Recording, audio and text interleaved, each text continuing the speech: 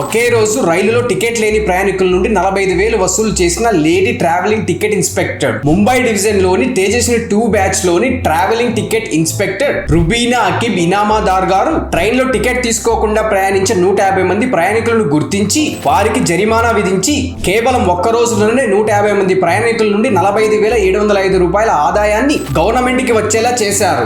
ఇందులో first class లో ticket లేని 57 మంది ప్రయాణికుల దగ్గర నుండి 16,430 రూపాయల ఫైన్స్ ని వసూలు చేసింది. రుబీనా అకిబ్ ఇనామాదార్ గారి పనితీరును సెంట్రల్ రైల్వే డిపార్ట్మెంట్ గుర్తించి ఆమెను అభినందించింది. కేవలం ఒకే రోజులోనే 45,705 రూపాయలను టికెట్ లేకుండా ట్రైన్ లో ప్రయాణించే వ్యక్తుల దగ్గర నుండి ఫైన్స్ రూపంలో గవర్నమెంట్ కి ఆదాయం వచ్చేలా చేసిన ఆమెకు నిజంగా హ్యాట్స్ ఆఫ్. ట్రైన్స్ లో టికెట్ లేకుండా ప్రయాణించడం నేరం. అలా కనుక చేస్తే గవర్నమెంట్ ని మోసం చేసినట్టే. ఒకవేళ ఏదైనా అర్జెంట్ వల్ల టికెట్ తీసుకోకుండా ట్రైన్ ఎక్కితే డైరెక్ట్ గా మీరే టీసీ దగ్గరికి వెళ్లి విషయం చెప్పి టికెట్ తీసుకోండి. Do subscribe.